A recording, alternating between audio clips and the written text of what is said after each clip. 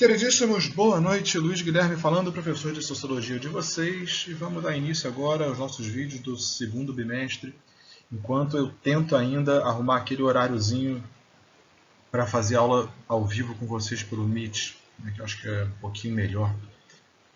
Enquanto a gente não consegue isso, já estou tentando ver com a direção e com os professores. Vamos trabalhando por aqui, tentando fazer da melhor forma que for possível. E o nosso tema de hoje é cultura. Em geral, cultura é um tema tratado ainda no primeiro ano, só que como a gente não vai ver ele até talvez o terceiro ano, eu não queria deixar esse furo, porque é um tema muito importante dentro da sociologia.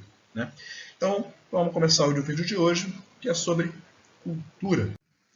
Então, a primeira questão que vem para a gente é o que é cultura. Na verdade, vamos fazer uma pergunta contrária. O que não é cultura? Muitas vezes, quando a gente fala em cultura, a gente pensa em teatro, música, show, literatura, dança. Isso não é exatamente cultura. Isso, na verdade, são expressões da cultura. É importante que a gente faça essa diferenciação. O que é a cultura? A cultura ela vem primeiro da palavra cultivar. E ela significa um conjunto de conhecimentos que são crenças, tradições, costumes e hábitos sociais do dia a dia cultivados durante a nossa vida. E é através desses conhecimentos e hábitos que as pessoas se relacionam socialmente. Ou seja, um grupo, por exemplo, que goste de pagode, esse grupo ele se relaciona entre si, tendo o pagode, o samba, seja lá qual for o ritmo musical, como um dos elementos que vai agregar aquelas pessoas e vai fazer com que essas pessoas criem hábitos. Por exemplo, ir para a quadra da Mangueira todo sábado à noite. Espero que agora não está em Covid, esse negócio não segura a onda. Ou que vá no pagode, não sei da onde, em Madureira. Ou seja, você começa a criar hábitos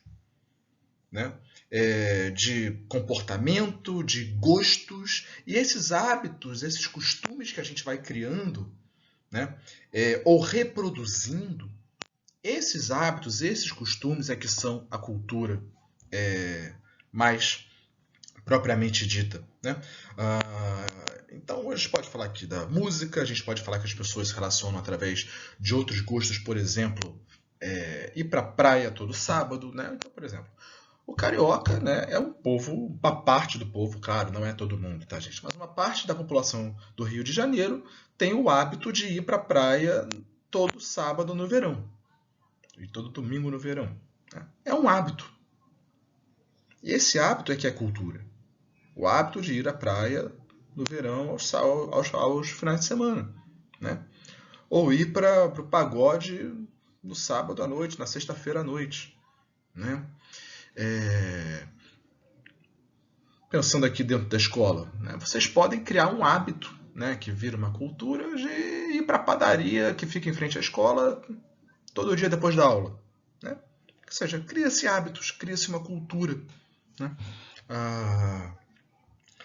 Então, só para fazer essa pequena diferenciação entre o que é cultura e o que é expressão da cultura. Então, a cultura ela é um conjunto de conhecimentos, costumes e hábitos sociais do dia a dia que são cultivados durante toda a nossa vida. É através deles que a gente se relaciona socialmente. E esses hábitos, esses costumes, esses conhecimentos, eles são passados para a gente pelo processo de socialização que a gente viu no último bimestre. Vamos lembrar do que é socialização. É a forma, quando a gente aprende a ser um membro da sociedade, ou seja, a gente aprende as regras daquela sociedade.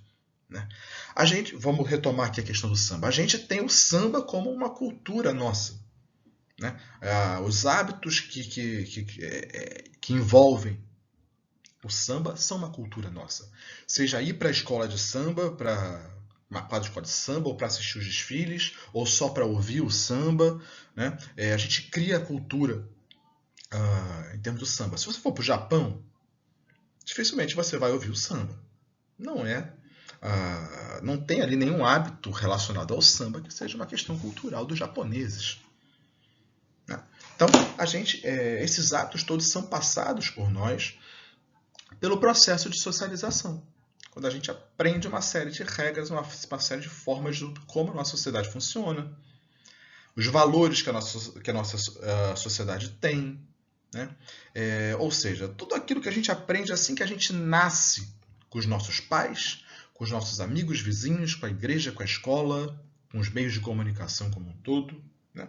Isso, todos esses estão passando costumes e hábitos para a gente. E esses costumes e hábitos é que são a cultura, né? Vamos avançar aqui um pouquinho. E aí, voltando a essa questão da transmissão da cultura, né, vai ter lá o antropólogo Edward Tylor, né, ele vai falar: cultura é todo aquele complexo que inclui o conhecimento, as crenças, a arte, a moral, a lei, os costumes e todos os hábitos e capacidades adquiridos pelo homem como membro da sociedade. Ou seja, todos os costumes, tudo aquilo que a gente adquire, absorve para a gente, enquanto a gente está nessa sociedade, né? E aí o Roque Laraia, um brasileiro, vai falar: e como é que a gente recebe isso? Pelas gerações anteriores. São as gerações anteriores que passam para a gente esses hábitos, né? Ele vai falar: a cultura é um processo acumulativo, resultante de toda a experiência histórica das gerações anteriores. Agora, atenção. Isso não significa de forma alguma que a gente não possa criar cultura. A cultura ela muda de acordo com o tempo. Novos hábitos, novos costumes são criados, né? A gente não apenas recebe os hábitos e costumes de gerações anteriores, mas a gente pega esses hábitos e costumes de gerações anteriores e a gente modifica esses hábitos e costumes. Ou seja, quando a gente pega aquela coisa que veio de anterior e a gente modifica, a gente está criando uma coisa nova. Mas criando uma coisa nova a partir da coisa antiga. Dificilmente a gente cria uma coisa que vem de lugar nenhum, né? Completamente nova. Mas a gente está criando coisa nova a partir da coisa que já existia, né? Então, a transmissão da cultura vai se dar pelas gerações anteriores. E a gente pode pegar e renovar e criar coisa nova em cima dela. E aí, duas observações importantes. Aquilo que eu já falei primeiramente, né? As artes, né? Música, dança, literatura não são a cultura. Eles são a expressão da cultura. Repara que está ali em negrito, expressão da cultura, né? Através delas e de outros hábitos, nós expressamos os nossos valores, nossos conhecimentos, né? Quando a gente gosta de uma música ou de um filme, é porque eles transmitem para nós alguns valores que nós já construímos, né? E o segundo elemento extremamente fundamental, que é: não existe pessoa sem cultura, né? Tudo que a gente pensa, que a gente fala, que a gente veste, são formas de cultura. Quando a gente fala em levar a cultura para uma outra pessoa, significa que a gente acha que a nossa cultura ela é superior à de outra pessoa, ou mesmo que o outro não tem cultura, né? Não existe uma cultura pior ou melhor, não existe hierarquias culturais. A cultura do Brasil não é melhor do que a cultura do Japão. A cultura dos Estados Unidos não é melhor do que a cultura da França, ou que a cultura do Oriente Médio. A gente não pode hierarquizar. Bom, e daí vem uma discussão extremamente importante para a gente, né? Que é a diferença entre etnocentrismo e relativismo cultural. O que significa etnocentrismo? É você achar que a sua própria cultura é superior à cultura do outro. Isso pode gerar graves conflitos e estimular preconceitos com base na ideia de que uma cultura diferenciada da sua é inferior ou é atrasada em relação à sua, né? A história da humanidade mostra para a gente uma série de dominações e extermínios de sociedades inteiras através do avanço de uma cultura sobre a outra. Ainda que o objetivo final não fosse o de uma dominação cultural, mas, por exemplo, econômica, né? É desse etnocentrismo, é de achar que uma cultura é superior à outra, que surge a xenofobia, né, que é o preconceito contra aquilo que vem de fora. É dali que surge o racismo, dentre outras formas de preconceito, né? Vamos dar um exemplo muito claro. Os portugueses chegam no Brasil em 1500. Qual é a primeira coisa que eles fazem? Rezam uma missa. A missa é um ritual católico, né? É um ritual de uma certa religião. E a religião é uma expressão da cultura. Então, quando eles chegam aqui e rezam a primeira missa, eles simplesmente ignoram toda a produção cultural que existia no Brasil antes de 1500. Antes deles chegarem aqui, porque existia.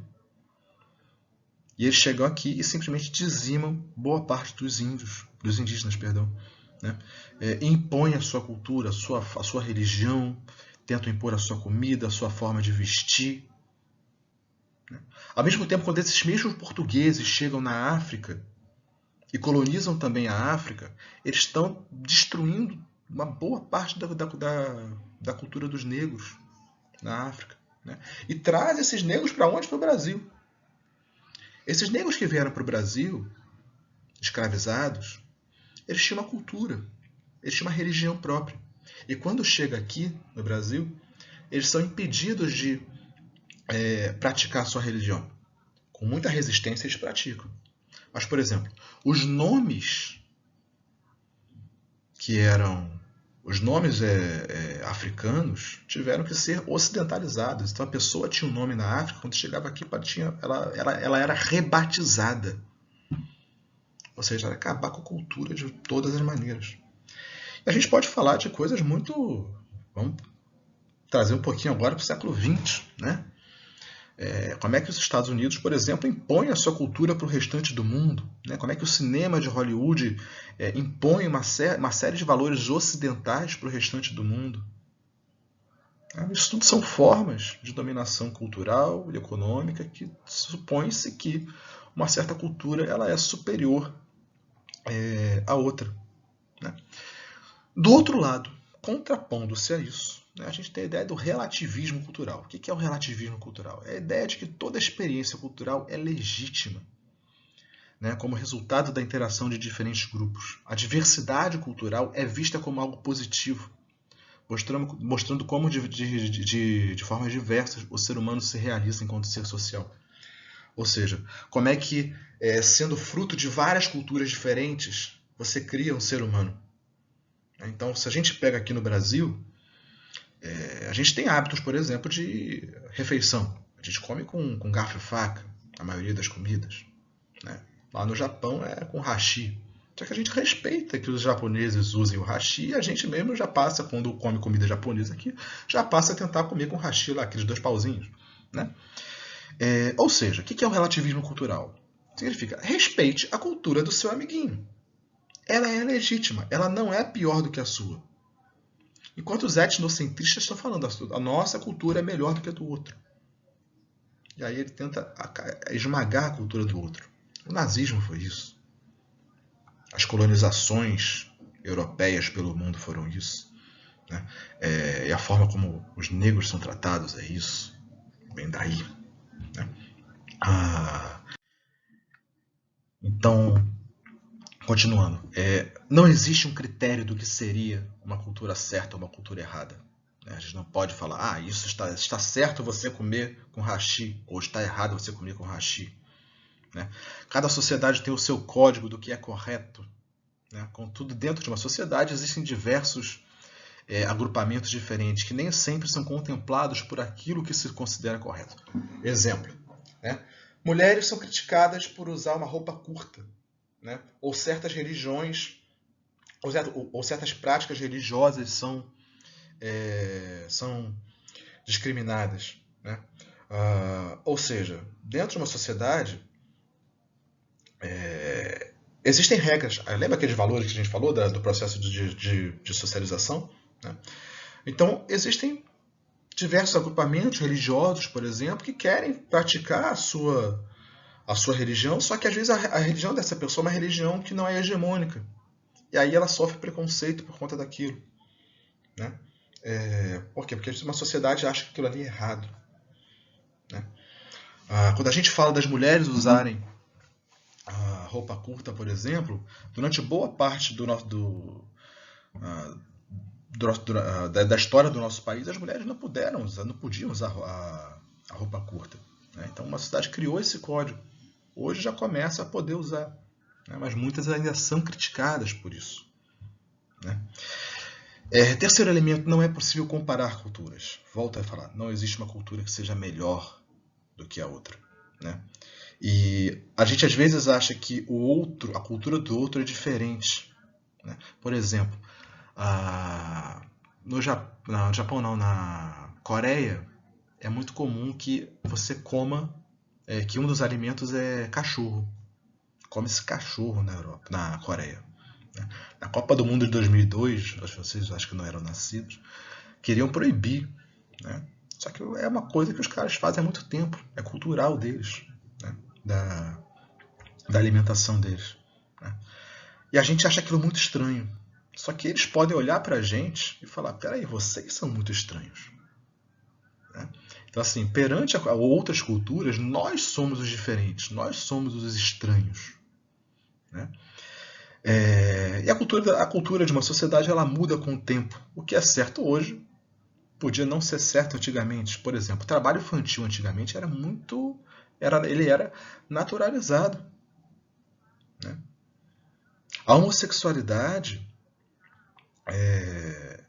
antigamente, sequer existia, se a gente pensar 4.000 anos atrás, sequer existia o nome homossexualidade. Por quê? Porque o conjunto dos indivíduos, estou falando lá de 3.000 anos antes de Cristo, por exemplo, né, na Grécia Antiga lá e tal, não existia diferença entre o homossexual e o heterossexual.